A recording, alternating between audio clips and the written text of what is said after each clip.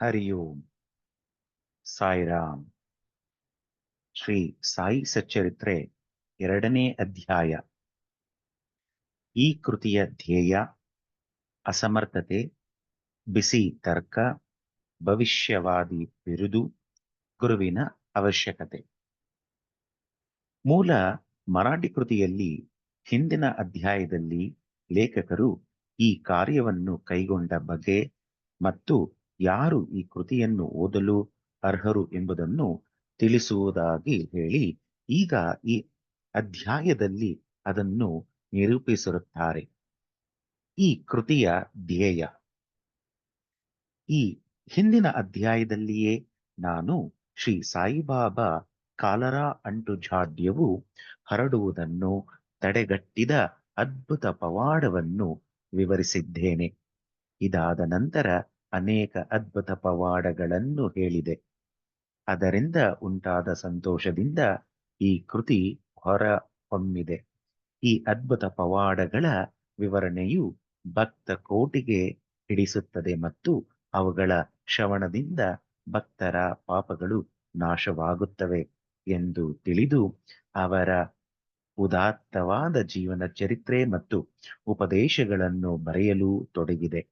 ಈ ಯೋಗಿಯ ಜೀವನ ಚರಿತ್ರೆಯು ತರ್ಕವೂ ಅಲ್ಲ, ತರ್ಕಶಾಸ್ತ್ರವೂ ಅಲ್ಲ. ಇದು ನಮಗೆ ನೈಜವಾದ ಆಧ್ಯಾತ್ಮಿಕ ರಾಜಮಾರ್ಗ. ಅಸಮರ್ಥತೆ. ಹೇಮಾಡ್ ಪಂಥರು ಈ ಕಾರ್ಯವನ್ನು ಕೈಗೊಳ್ಳಲು ತಮಗೆ ಯೋಗ್ಯತೆ ಸಾಲದೆಂದು ಭಾವಿಸಿದ್ದರು. ನನಗೆ ಯಾವ ಆತ್ಮ ಸ್ನೇಹಿತನ ಜೀವನ ಚರಿತ್ರೆಯೂ ಗೊತ್ತಿರುವುದಿಲ್ಲ.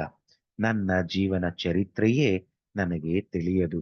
ಹೀಗಿರುವಾಗ ಓರ್ವ ಮಹಾ ಯೋಗಿಯ ಜೀವನ ಚರಿತ್ರೆ ಬರೆಯಲು ಸಾಧ್ಯವೇ? ಅವರ ಅವತಾರವನ್ನು ವಿವರಿಸಲು ಶಕ್ಯನೇ? ಯಾವ ಮಹಾಯೋಗಿಗಳ ಜೀವನ ಚರಿತ್ರೆ ಬರೆಯಬೇಕಾದರೆ ಅವರೂ ಸಹ ಮಹಾಯೋಗಿಗಳ ಹಾಗೆಯೇ ಇರಬೇಕು. ಇಲ್ಲದಿದ್ದರೆ ಅವರ ಅನುಭವಗಳನ್ನು ಹೊರಗೆಡಹಲು ಹೇಗೆ ಸಾಧ್ಯವಾದೀತು? ಇದೊಂದು ಕ್ಲಿಷ್ಟ ಸಮಸ್ಯೆ. ಮಹಾಸಾಗರದ ಆಳವನ್ನು ಪತ್ತೆ ಹಚ್ಚಬಹುದು, ಗಗನಕ್ಕೆ ವಸ್ತ್ರವನ್ನು ಹೊದಿಸಬಹುದು. ಆದರೆ ಈ ಕೆಲಸ ಗುರುತರವಾದುದು. ನಂತರ ನಗೆಗೀಡಾದೇನು ಎಂದು ಹೇಳಿ ಸಾಯಿರವರ ಆಶೀರ್ವಾದವನ್ನು ಬೇಡಿದೆ ಎಂಬುದಾಗಿ ಕವಿ ಹೇಮಾಡ್ ಪಂತು ಹೇಳಿರುತ್ತಾರೆ. ಅತ್ಯಂತ ಹೆಸರುವಾಸಿಯಾದ ಮಹಾರಾಷ್ಟ್ರದ ಕವಿ ಯೋಗಿಗಳಾದ ಶ್ರೀ ಜ್ಞಾನೇಶ್ವರ ಮಹಾರಾಜರು ಈ ರೀತಿ ಹೇಳಿದ್ದಾರೆ. ಮಹಾಯೋಗಿಗಳು ಭಕ್ತರಿಂದ ತಮ್ಮದೇ ಆದ ವಿಚಿತ್ರ ರೀತಿಯಿಂದ ತಮ್ಮ ಕೆಲಸವನ್ನು ನೆರವೇರಿಸಿಕೊಳ್ಳುತ್ತಾರೆ. ಸಂತರ ಧ್ಯೇಯವನ್ನು ಸಾಧಿಸಲು ಭಕ್ತರು ಬಾಹ್ಯ ಪ್ರತೀಕರಷ್ಟೇ. ಸುಮಾರು 1700ರಲ್ಲಿ ಕವಿ ಮಹಿಪತಿಯವರು ಮಹಾಯೋಗಿಗಳ ಅದ್ಭುತ ಜೀವನ ಚರಿತ್ರೆಯನ್ನು ಬರೆಯಲು ಉತ್ಸುಕರಾದರು. ಮಹಾಯೋಗಿಗಳು ಅವರನ್ನು ಪ್ರೇರೇಪಿಸಿ ಈ ಕಾರ್ಯವನ್ನು ಕೈಗೂಡಿಸಿಕೊಂಡರು. ಇದೇ ರೀತಿ 1800ರಲ್ಲಿ ದಾಸಗಣುರವರ ಸೇವೆಯು ಸ್ವೀಕರಿಸಲ್ಪಟ್ಟಿತು. ಕವಿ ಮಹಿಪತಿಯವರು 4 ಕೃತಿಗಳನ್ನು ಹೊರಗೆಡಹಿದರು. 1 ಭಕ್ತವಿಜಯ, 2 ಸಂತ ವಿಜಯ, 3 ಭಕ್ತ ಲೀಲಾಮೃತ, 4 ಸಂತ ಲೀಲಾಮೃತ. ಈ ದಾಸಗಣು ಅವರು ಭಕ್ತ ಲೀಲಾಮೃತ ಮತ್ತು ಸಂತ ಲೀಲಾಮೃತ ಎಂಬ ಮಹೋನ್ನತ ಕೃತಿಗಳನ್ನು ಜನಸಮೂಹಕ್ಕೆ ದಯಪಾಲಿಸಿದರು. ಇವುಗಳಲ್ಲಿ ಅನೇಕ ನವ್ಯ ಮಹಾಯೋಗಿಗಳ ಜೀವನ ಚರಿತ್ರೆಯು ಉಲ್ಲೇಖಿಸಲ್ಪಟ್ಟಿದೆ. ಭಕ್ತ ಲೀಲಾಮೃತ 31, 32ನೇ ಮತ್ತು 33ನೇ ಅಧ್ಯಾಯಗಳಲ್ಲಿಯೂ ಮತ್ತು ಸಂತ ಲೀಲಾಮೃತದ 52ನೇ ಅಧ್ಯಾಯದಲ್ಲಿಯೂ ಶ್ರೀ ಸಾಯಿಬಾಬಾ ಅವರ ಜೀವನ ಚರಿತ್ರೆಯನ್ನು ಕಾಣಬಹುದು. ಇಲ್ಲಿ ಸಾಯಿ ಲೀಲಾ ಮಾಸಿಕದ 11, 12 ಮತ್ತು 17ನೇ ಸಂಚಿಕೆಗಳಲ್ಲಿ ಪ್ರಕಟವಾಗಿದೆ. ಇದೇ ರೀತಿ ಶ್ರೀ ಸಾಯಿಬಾಬಾ ಅವರ ಅದ್ಭುತ ಲೀಲೆಗಳನ್ನು ಶ್ರೀಮತಿ ಸಾವಿತ್ರಿಬಾಯಿ ರಘುನಾಥ ತೆಂಡೋಲ್ಕರ ಅವರ ಚಿಕ್ಕದಾದ ಅಚ್ಚುಕಟ್ಟಾದ ಶ್ರೀ ಸಾಯಿನಾಥ ಭಜನಮಾಲಾ ಎಂಬ ಪುಸ್ತಕದಲ್ಲಿ ಬಹಳ ಚೆನ್ನಾಗಿ ವಿವರಿಸಿದ್ದಾರೆ.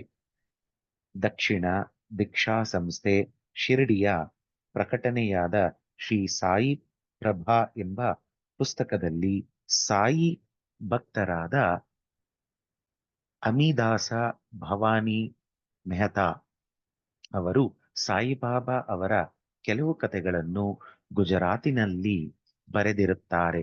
ಇಷ್ಟೊಂದು ಕೃತಿಗಳಿದ್ದಾಗ ಈ ಸಚ್ಚರಿತ್ರೆಯ ಅವಶ್ಯಕತೆ ಏನು ಎಂಬ ಪ್ರಶ್ನೆ ಬರುವುದು ಸಹಜ. ಇದಕ್ಕೆ ಉತ್ತರ ಬಹು ಸುಲಭ. ಶ್ರೀ ಸಾಯಿಬಾಬಾ ಅವರ ಜೀವನವು ಮಹಾಸಾಗರದಷ್ಟು ವಿಶಾಲವೂ ಮತ್ತು ಆಳವೂ ಆಗಿದೆ.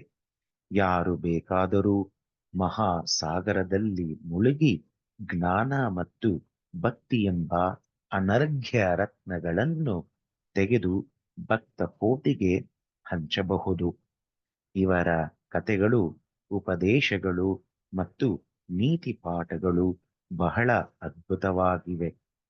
ಯಾರು ದುಃಖದಿಂದ ನೊಂದಿರುತ್ತಾರೋ, ಪ್ರಾಪಂಚಿಕ ಜೀವನದಲ್ಲಿ ಜಿಗುಪ್ಸೆ ಹೊಂದಿರುತ್ತಾರೆಯೋ ಅಂಥವರಿಗೆ ಇವು ಶಾಂತಿ ಮತ್ತು ಸಂತೋಷವನ್ನು ನೀಡುತ್ತವೆ.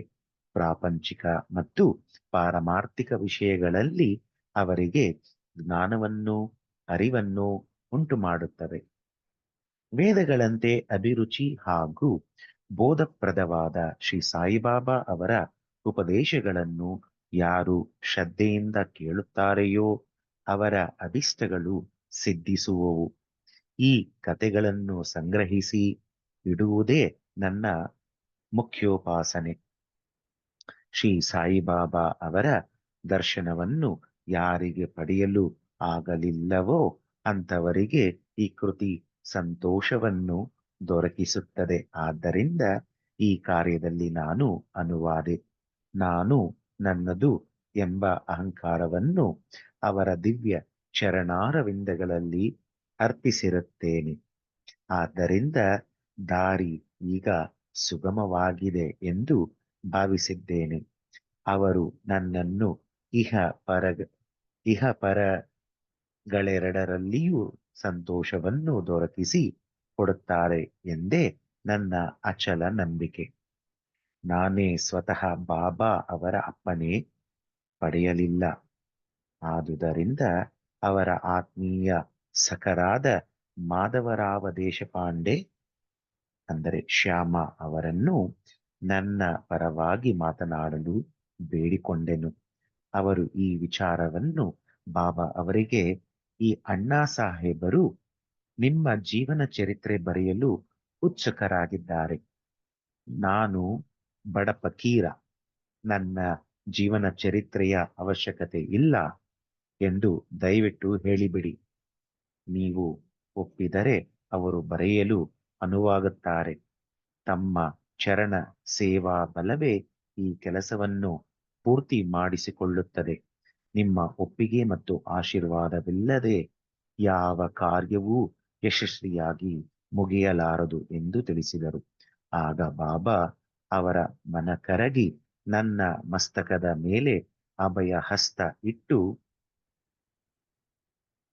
ಉಧಿ ನೀಡಿ ಆಶೀರ್ವದಿಸಿ, ನನ್ನ ಕಥೆಗಳನ್ನು ಮತ್ತು ಅನುಭವಗಳನ್ನು ಸಂಗ್ರಹ ಮಾಡು, ಟಿಪ್ಪಣಿಗಳನ್ನಿಡು, ನಾನು ಸಹಾಯ ಮಾಡುತ್ತೇನೆ. ನೀನು ಕೇವಲ ಬಾಹ್ಯ ಪ್ರತೀಕ. ನಾನೇ ನನ್ನ ಜೀವನ ಚರಿತ್ರೆಯನ್ನು ಬರೆದು ಭಕ್ತರ ಅಭಿಲಾಷೆಗಳನ್ನು ಈಡೇರಿಸುತ್ತೇನೆ. ಅಹಂಕಾರವನ್ನು ತೊರೆದು ನನ್ನ ಪಾದಾರವಿಂದಗಳನ್ನು ಆಶ್ರಯಿಸು. ಯಾರು ತಮ್ಮ ಜೀವಿತದಲ್ಲಿ ಈ ರೀತಿ ವರ್ತಿಸುತ್ತಾರೆಯೋ ಅವರಿಗೆ ಸಹಾಯ ಮಾಡುತ್ತೇನೆ. ಯಾವಾಗ ನೀನು ಅಹಂಕಾರವನ್ನು ತ್ಯಜಿಸುವೆಯೋ ಆಗ ನಾನು ನಿನ್ನ ಒಳಹೊಕ್ಕು ನನ್ನ ಜೀವನ ಚರಿತ್ರೆಯನ್ನು ಸ್ವತಃ ಬರೆಯುತ್ತೇನೆ.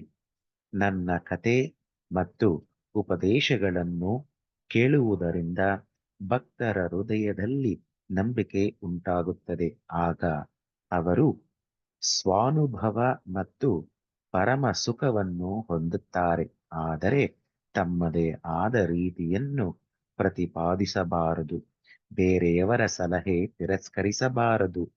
ನ್ಯಾಯದ ತರ್ಕ ವಿಚಾರ ಮಾಡಕೂಡದು ಎಂದು ಹೇಳಿದರು. ಈಗ ನನಗೆ ಹೇಮಾಡ್ ಪಂತ ಎಂಬ ಹೆಸರು ಹೇಗೆ ದೊರಕಿತು ಎಂಬುದನ್ನು ಹೇಳುತ್ತೇನೆ.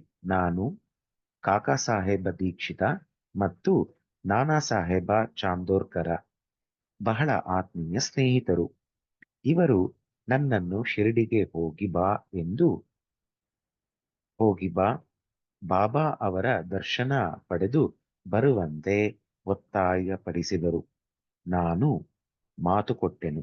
ಆದರೆ ಕಾರಣಾಂತರಗಳಿಂದ ಹೋಗಲಾಗಲಿಲ್ಲ. ಲೋನಾವ್ಲಾದಲ್ಲಿ ನನ್ನ ಸ್ನೇಹಿತರೊಬ್ಬರ ಮಗನಿಗೆ ಬಹಳ ಕಾಯಿಲೆಯಾಗಿತ್ತು. ಯಾವ ಔಷಧಿಗಳಿಂದಲೂ ಪ್ರಯೋಜನ ಆಗಲಿಲ್ಲ. ಗುರುಗಳನ್ನು ಕರೆಯಿಸಿ ಅವರನ್ನು ಮಗನ ಹಾಸಿಗೆಯ ಬಳಿ ಕೂರಿಸಿದರು. ಅದರಿಂದಲೂ ಪ್ರಯೋಜನವಾಗಲಿಲ್ಲ. ಇದನ್ನು ಕೇಳಿ ನನಗೆ ಗುರುವಿನ ಪ್ರಯೋಜನವಾದರೂ ಏನು? ಗುರುವಿನ ಸಹಾಯದಿಂದ ಏನೊಂದು ಸಾಧ್ಯವಾಗದೆ ಇದ್ದರೆ ನಾನು ಶಿರ್ಡಿಗೆ ಏಕೆ ಹೋಗಬೇಕು ಎಂದೆನಿಸಿತು. ಈ ರೀತಿ ಯೋಚಿಸುತ್ತಾ ನನ್ನ ಶಿರ್ಡಿ ಪ್ರಯಾಣವನ್ನು ಮುಂದೂಡಿದೆನು. ಆದರೆ ಅನಿವಾರ್ಯವಾದದ್ದು ಆಗಲೇಬೇಕು. ನನ್ನ ವಿಷಯದಲ್ಲಿಯೂ ಈ ರೀತಿ ಆಯಿತು. ಪ್ರಾಂತಾಧಿಕಾರಿಯಾದ ನಾನಾ ಸಾಹೇಬರು ಬಾಸಿನ್ನಿಗೆ ಪ್ರಯಾಣ ಬೆಳೆಸಿದ್ದರು. ಠಾಣಾದಿಂದ ದಾದರಿಗೆ ಬಂದು ಬಾಸಿನ್ ಗಾಡಿಗೆ ಕಾಯುತ್ತಿದ್ದರು. ಅಷ್ಟರಲ್ಲಿ ಬಾಂದ್ರಾಗೆ ಹೋಗುವ ಲೋಕಲ್ ಬಂತು. ಆಗ ಅವರು ಬಾಂದ್ರಾಕ್ಕೆ ಬಂದು ನನ್ನನ್ನು ಕರೆಯಿಸಿ ಶಿರ್ಡಿ ಪ್ರಯಾಣವನ್ನು ಮುಂದೂಡಿದುದಕ್ಕೆ ತರಾಟೆಗೆ ತೆಗೆದುಕೊಂಡರು. ಆಗ ಅದೇ ರಾತ್ರಿ ಶಿರ್ಡಿಗೆ ಹೋಗಲು ನಿರ್ಧರಿಸಿದೆನು. ದಾದರಿಗೆ ಹೋಗಿ ಅಲ್ಲಿಂದ ಮನಮಾಡ ಗಾಡಿಯನ್ನು ಹಿಡಿಯಲೆಂದು ದಾದರಿಗೆ ಹೊರಟೆ. ಇನ್ನೇನು ರೈಲು ಹೊರಡುವುದರಲ್ಲಿತ್ತು. ಆಗ ಓರ್ವ ಮಹಮ್ಮದೀಯನು ನಮ್ಮ ಗಾಡಿಗೆ ಬಂದು ನನ್ನ ಸಾಮಾನು ಮುಂತಾದವುಗಳನ್ನು ನೋಡಿ ಎಲ್ಲಿಗೆ ಪ್ರಯಾಣ ಎಂದು ಕೇಳಿದನು. ಶಿರ್ಡಿಗೆ ಎಂದು ಉತ್ತರಿಸಲು ಅವನು, ನೀವು ಸೀದಾ ಬೋರಿ ಬಂದರಿಗೆ ಹೋಗಿ ಅಲ್ಲಿಂದ ಮನಮಾಡ ಮೇಲ್ ಹಿಡಿಯಿರಿ. ದಾದರಿನಲ್ಲಿ ಇಳಿಯಬೇಡಿ. ಅಲ್ಲಿ ಮನಮಾಡ ಮೇಲ್ ನಿಲ್ಲುವುದಿಲ್ಲ ಎಂದನು. ಈ ಘಟನೆ ನಡೆಯದಿದ್ದರೆ ನನ್ನ ಅಭಿಲಾಷೆ ಪ್ರಕಾರ ನಾನು ಮರುದಿನ ಶಿರ್ಡಿ ತಲುಪಲಾಗುತ್ತಿರಲಿಲ್ಲ. ಅದೃಷ್ಟ ಬಲದಿಂದ ಶಿರ್ಡಿಯನ್ನು ಮರುದಿನ ಮುಂಜಾನೆ 9 ಗಂಟೆಗೆ ಸೇರಿದೆ. ಶ್ರೀ ಕಾಕಾ ಸಾಹೇಬ ದೀಕ್ಷಿತ ಅಂದ್ರೆ ಕಾಕಾ ನನಗಾಗಿ ಕಾದಿದ್ದರು. ಇದು ನಡೆದಿದ್ದು ಸುಮಾರು 1910ರಲ್ಲಿ. ಆಗ ಶಿರ್ಡಿಯಲ್ಲಿ ಯಾತ್ರಿಕರಿಗೆ ತಂಗಲು ಇದ್ದ ಧರ್ಮಶಾಲೆ ಎಂದರೆ ಸಾಟೆವಾಡ ಒಂದೇ. ಬಂದ ತಕ್ಷಣವೇ ಬಾಬಾ ಅವರ ದರ್ಶನವನ್ನು ಪಡೆಯಲು ಮನಸ್ಸು ಹಾತೊರೆಯುತ್ತಿತ್ತು. ಆಗ ತಾನೇ ತಾತ್ಯಾ ಸಾಹೇಬ ನೂಲಕರರು ಮಸೀದಿಯಿಂದ ಹಿಂತಿರುಗಿ ಬಂದು, ಬಾಬಾ ಈಗ ವಾಡಾದ ಮೂಲೆಯ ಹತ್ತಿರ ಇದ್ದಾರೆ. ಮೊದಲು ಹೋಗಿ ಅಲ್ಲಿ ದರ್ಶನ ಪಡೆಯಿರಿ. ಸ್ನಾನವಾದ ನಂತರ ಆರಾಮವಾಗಿ ಮಸೀದಿಯಲ್ಲಿ ದರ್ಶನ ಪಡೆಯಿರಿ ಎಂದು ಹೇಳಿದರು. ಇದನ್ನು ಕೇಳಿ ಬಾಬಾ ಅವರ ಕಡೆಗೆ ಬಂದೆ. ನನ್ನ ಸಂತೋಷಕ್ಕೆ ಪಾರವಿಲ್ಲದಾಯಿತು. ಅವರು ಹೇಳಿದುದಕ್ಕಿಂತ ಮಿಗಿಲಾದುದನ್ನು ಕಂಡೆನು. ನನ್ನ ಇಂದ್ರಿಯಗಳೆಲ್ಲವೂ ತೃಪ್ತಿಗೊಂಡವು. ಹಸಿವು ನೀರಡಿಕೆ ದೂರವಾದವು. ಶ್ರೀ ಬಾಬಾ ಅವರ ಚರಣಾರವಿಂದಗಳ ಸ್ಪರ್ಶವಾದ ಕೂಡಲೇ ನಾನು ಪುನರ್ಜನ್ಮ ಹೊಂದಿದಂತಾಯಿತು. ಶ್ರೀಯವರ ದರ್ಶನ ಪಡೆಯಲು ಪ್ರೇರೇಪಿಸಿದವರನ್ನು ಸ್ಮರಿಸಿಕೊಂಡೆನು. ನಾನು ಅವರನ್ನು ನನ್ನ ನಿಜವಾದ ಬಂಧುಗಳೆಂದೇ ಭಾವಿಸಿದ್ದೇನೆ. ಅವರನ್ನು ನೆನೆದು ಮನದಲ್ಲಿ ಪ್ರಾರ್ಥಿಸುತ್ತೇನೆ. ಶ್ರೀ ಬಾಬಾ ಅವರ ದರ್ಶನದಲ್ಲಿ ಒಂದು ವಿಚಿತ್ರ ಶಕ್ತಿ ಅಡಗಿದೆ. ನನ್ನ ಅಭಿಪ್ರಾಯದಲ್ಲಿ ಅವರ ದರ್ಶನದಿಂದ ನಮ್ಮ ಭಾವನೆಗಳೆಲ್ಲವೂ ಬದಲಾಗುತ್ತವೆ. ನಮ್ಮ ಪೂರ್ವ ಕರ್ಮಗಳೆಲ್ಲ ಸವೆದು ಕ್ರಮೇಣ ಪ್ರಾಪಂಚಿಕ ವಸ್ತುಗಳ ಕಡೆಗೆ ವೀತರಾಗ ಉಂಟಾಗುತ್ತದೆ. ಮೋಹ ಕಡಿಮೆಯಾಗುತ್ತದೆ.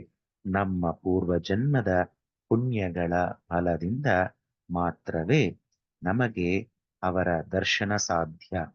ನೀವು ಶ್ರೀ ಸಾಯಿಬಾಬಾರವರನ್ನು ನೋಡಿದರೆ ನಿಜವಾಗಿಯೂ ಪ್ರಪಂಚವೇ ಸಾಯಿಬಾಬಾರಂತೆ ಕಾಣುವುದು. ಬಿಸಿ ತರ್ಕ. ನಾನು ಶಿರಡಿಗೆ ಬಂದ ದಿನವೇ ಗುರುವಿನ ಅಗತ್ಯದ ಬಗ್ಗೆ ನನಗೂ ಬಾಳಾಸಾಹೇಬ ಬಾಟೆಯವರಿಗೂ ದೊಡ್ಡ ಚರ್ಚೆ ನಡೆಯಿತು. ನಮ್ಮ ಸ್ವತಂತ್ರತೆಯನ್ನೇಕೆ ಬಿಡಬೇಕು? ಪರರಿಗೇಕೆ ದಾಸರಾಗಬೇಕು?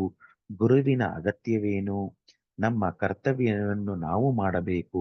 ನಮ್ಮನ್ನು ನಾವು ಕಾಪಾಡಿಕೊಳ್ಳಲು ಶ್ರಮಿಸಬೇಕು. ಸುಮ್ಮನೆ ಜಾಡ್ಯತನದಿಂದ ಕುಳಿತು ನಿದ್ರೆ ಮಾಡುವುದರಿಂದೇನು ಪ್ರಯೋಜನ ಎಂದು ನನ್ನ ವಾದ. ವಿಧಿ ಏನು ಸಂಭವಿಸಬೇಕೋ ಅದು ಸಂಭವಿಸಿಯೇ ತೀರುತ್ತದೆ. ಅನೇಕ ಮಹಾತ್ಮರು ಸಹ ಅನುಭವಿಸಿದ್ದಾರೆ. ನಾವು ಒಂದು ಬಗೆದರೆ ದೈವವೊಂದು ಬಗೆಯುತ್ತದೆ. ನಿನ್ನ ಬುದ್ಧಿವಂತಿಕೆಯನ್ನು ಬದಿಗೆ ತಳ್ಳು. ನಿನ್ನ ಅಹಂಕಾರ ನಿನಗೆ ಸಹಾಯವಾಗಲಾರದು ಎಂದು ಬಾಟೆಯವರ ವಾದ. ಈ ರೀತಿ ಚರ್ಚೆ 1 ಗಂಟೆ ಕಾಲ ನಡೆಯಿತು. ಆದರೂ ಯಾವುದೊಂದು ನಿಲುವಿಗೂ ಬರಲಾಗಲಿಲ್ಲ. ಇದರಿಂದ ನನ್ನ ಮನಸ್ಸಿಗೆ ನೆಮ್ಮದಿ ಇರಲಿಲ್ಲ. ಅನಂತರ ನಾವು ಇತರರೊಡನೆ ಮಸೀದಿಗೆ ಹೊರಟೆವು. ಆಗ ಬಾಬಾರವರು ಕಾಕಾ ಸಾಹೇಬರನ್ನು ಕುರಿತು ಸಾಟೆವಾಡದಲ್ಲಿ ಏನು ನಡೆಯಿತು? ಚರ್ಚೆಯ ವಿಷಯವೇನು? ನನ್ನ ಕಡೆಗೆ ನೋಡುತ್ತಾ ಈ ಹೇಮಂತ್ ಪಂಥ ಏನು ಹೇಳುತ್ತಾನೆ ಎಂದು ಕೇಳಿದರು. ಈ ಮಾತುಗಳನ್ನು ಕೇಳಿ ನನಗೆ ವಿಸ್ಮಯವಾಯಿತು. ನಾವು ವಾದ ಮಾಡುತ್ತಿದ್ದ ಸಾಟೆವಾಡ ಮಸೀದಿಯಿಂದ ದೂರದಲ್ಲಿತ್ತು. ಅವರು ಸರ್ವಜ್ಞರಲ್ಲದಿದ್ದ ಪಕ್ಷದಲ್ಲಿ ಈ ವಿಚಾರವನ್ನು ಹೇಗೆ ತಿಳಿಯಲು ಸಾಧ್ಯ? ಭವಿಷ್ಯವಾದಿ ಬಿರುದು. ಶ್ರೀ ಸಾಯಿಬಾಬಾರವರು ನನ್ನನ್ನು ಹೇಮಾಡಪಂತ ಎಂದು ಸಂಬೋಧಿಸು ಸಂಬೋಧಿಸಿದು ಸಂಬೋಧಿಸಿದುದು ಏಕೆ ಎಂಬ ಯೋಚನೆ ನನ್ನಲ್ಲಿ ಮೂಡಿತು. ಈ ಪದದ ಮೂಲ ಹೇಮಾದ್ರಿ ಪಂಥ.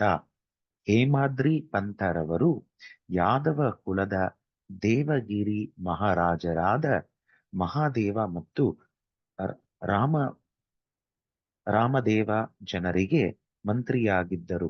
ವಿದ್ಯಾವಂತರು, ಸದ್ಗುಣ ಸಂಪನ್ನರೂ ಆಗಿ ಚತುರ್ವರ್ಗ, ಚಿಂತಾಮಣಿ, ರಾಜ್ಯ ಪ್ರಶಸ್ತಿ ಮುಂತಾದ ಗ್ರಂಥಗಳ ಕರ್ತೃಗಳಾಗಿದ್ದರು. ನವ ರೀತಿಯ ಲೆಕ್ಕದ ವಿಧಾನಗಳನ್ನು ಕಂಡುಹಿಡಿದಿದ್ದರು. ಮೂಡಿ ಲಿಪಿಯನ್ನು ಸೃಷ್ಟಿಸಿದವರು.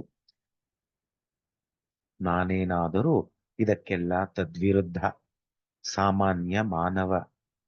ಆದುದರಿಂದ ನನಗೇಕೆ ಈ ಬಿರುದನ್ನು ದಯಪಾಲಿಸಿದರು ಎನಿಸಿತು. ಅರ್ಥವಾಗಲಿಲ್ಲ. ಕೂಲಂಕುಷವಾಗಿ ವಿಚಾರ ಮಾಡತೊಡಗಿದೆ. ಆಗ ಈ ಬಿರುದು ಕೊಟ್ಟಿರುವುದು ನನ್ನ ಅಹಂಕಾರ ನಿರ್ಮೂಲನಕ್ಕಾಗಿ ಎಂದು ಮನಗಂಡೆನು ಮತ್ತು ಚರ್ಚೆಯಲ್ಲಿದ್ದು ನನ್ನ ಬುದ್ಧಿವಂತಿಕೆಗೆ ಕೊಟ್ಟ ಸನ್ಮಾನ ಎಂದು ತಿಳಿದುಕೊಂಡೆನು. ಮುಂದಿನ ಕಥೆಯನ್ನು ಪರೀಕ್ಷಿಸಿದರೆ ಬಾಬಾರವರು ಹೇಮಾಡಪಂಥ ಎಂದು ಕರೆದುದು ನಿಜವಾಗಿಯೂ ಮಹತ್ವವಾದದ್ದು ಮತ್ತು ಭವಿಷ್ಯವಾದಿಯಾದದ್ದು ಎಂದು ಕಂಡುಬರುತ್ತದೆ. ಏಕೆಂದರೆ ಅವರು ತಮ್ಮ ಮುಪ್ಪಿನಲ್ಲಿ ಶ್ರೀ ಸಾಯಿ ಸಂಸ್ಥಾನದಲ್ಲಿ ಮೇಲ್ವಿಚಾರಣೆಯನ್ನು ನೋಡಿಕೊಳ್ಳುತ್ತಿದ್ದರು. ಲೆಕ್ಕಪತ್ರಗಳನ್ನು ಸಹ ಅವರೇ ನೋಡಿಕೊಳ್ಳುತ್ತಿದ್ದರು. ಆಧ್ಯಾತ್ಮಿಕ ವಿಷಯಗಳಾದ ಜ್ಞಾನ, ಭಕ್ತಿ, ವೀತರಾಗ, ಸ್ವಸಮರ್ಪಣೆ, ಆತ್ಮಜ್ಞಾನ ಮುಂತಾದವುಗಳನ್ನು ನಿರೂಪಿಸಿರುವ ಶ್ರೀ ಸಾಯಿ ಸಚ್ಚರಿತ್ರೆಯ ಲೇಖಕರೆಂದು ಪ್ರಸಿದ್ಧಿ ಪಡೆದರು. ಗುರುವಿನ ಅವಶ್ಯಕತೆ. ಹೇಮಾಡ್ ಪಂತರು ಈ ವಿಚಾರವಾಗಿ ಯಾವುದೊಂದು ಟಿಪ್ಪಣಿಯನ್ನು ಸಹ ಇಟ್ಟಿರುವುದಿಲ್ಲ. ಆದರೆ ಕಾಕಾ ಸಾಹೇಬರು ಈ ವಿಷಯದ ಬಗ್ಗೆ ಈ ರೀತಿ ಹೇಳುತ್ತಾರೆ. ಹೇಮಾಡ್ ಪಂತರನ್ನು ಸಂಧಿಸಿದ ಮಾರನೇ ದಿನವೇ ಶ್ರೀ ಕಾಕಾ ಸಾಹೇಬ ದೀಕ್ಷಿತರವರು ಶ್ರೀ ಬಾಬಾರವರಲ್ಲಿಗೆ ಹೋಗಿ, ನಾನು ಈಗ ಶಿರ್ಡಿ ಬಿಡಬಹುದಲ್ಲವೇ ಎಂದು ಕೇಳಿದರು. ಆಗ ಅಲ್ಲಿದ್ದ ಕೆಲವರು ಎಲ್ಲಿಗೆ ಎಂದು ಕೇಳಲು ಬಾಬಾರವರು ಮೇಲಕ್ಕೆ ಎಂದರು. ಆಗ ಅಲ್ಲಿಯೇ ಇದ್ದ ಓರ್ವನು ದಾರಿ ಹೇಗಿದೆ ಎಂದು ಪ್ರಶ್ನಿಸಿದನು. ಬಾಬಾರವರು, ಅಲ್ಲಿಗೆ ಹೋಗಲು ಅನೇಕ ದಾರಿಗಳಿವೆ, ಇಲ್ಲಿಂದಲೂ ದಾರಿ ಇದೆ. ಆ ದಾರಿ ಬಹಳ ಕಠಿಣವಾದುದು. ದಾರಿಯಲ್ಲಿ ಹುಲಿ ಮತ್ತು ತೋಳಗಳಿವೆ ಎಂದರು. ಅದಕ್ಕೆ ನಾನು, ಕಾಕಾ ಸಾಹೇಬ, ಬಾಬಾ, ನಮ್ಮೊಂದಿಗೆ ಮಾರ್ಗದರ್ಶಕನನ್ನು ಕರೆದುಕೊಂಡು ಹೋದರುಳಿತಲ್ಲವೇ ಎಂದು ಕೇಳಲು ಬಾಬಾರವರು, ಆಗ ಕಷ್ಟವಿಲ್ಲ. ಮಾರ್ಗದರ್ಶಕನು ಸುರಕ್ಷಿತವಾಗಿ ಉದ್ದೇಶಿತ ಸ್ಥಳಕ್ಕೆ ಕೊಂಡೊಯ್ಯುವನು. ಮಾರ್ಗದರ್ಶಕ ನಿಲ್ಲದಿದ್ದ ಪಕ್ಷದಲ್ಲಿ ದಾರಿಯಲ್ಲಿ ತೊಂದರೆಗೀಡಾಗುವ ಸಂಭವ ಇದೆ ಎಂದುತ್ತರಿಸಿದರು. ಈ ಉತ್ತರ ಅಲ್ಲಿಯೇ ಇದ್ದ ದಾಬೋಲ್ಕರ್ ರವರ ಗುರುವಿನ ಅಗತ್ಯವಿದೆಯೇ ಎಂಬ ಪ್ರಶ್ನೆಗೆ ಉತ್ತರವಾಗಿದ್ದು, ಅವರು ಯೋಚಿಸತೊಡಗಿದರು. ನೈಜವಾದ ಪಾರಮಾರ್ಥಿಕ ಜ್ಞಾನ ಸಂಪಾದನೆಗೆ ಗುರುವಿನ ಅವಶ್ಯಕತೆ ಇದೆ ಎಂದು ತಿಳಿದುಕೊಂಡರು. ಉದಾಹರಣೆ, ಅವತಾರ ರೂಪಿಗಳಾದ ಶ್ರೀಕೃಷ್ಣ, ಶ್ರೀರಾಮ ಇವರು ತಮ್ಮ ಸ್ವಾನುಭವಕ್ಕೋಸ್ಕರ ತಮ್ಮ ಗುರುಗಳಾದ ಸಾಂದೀಪನಿ ಮತ್ತು ವಸಿಷ್ಠರಿಗೆ ಶರಣಾಗತರಾಗಲಿಲ್ಲವೇ? ಓಂ ಶ್ರೀ ಸದ್ಗುರು ಸಾಯಿನಾಥಾಯ ನಮಃ. 2ನೇ ಅಧ್ಯಾಯವು ಸಂಪೂರ್ಣವಾದುದು. ಸಾಯಿರಾಮ್.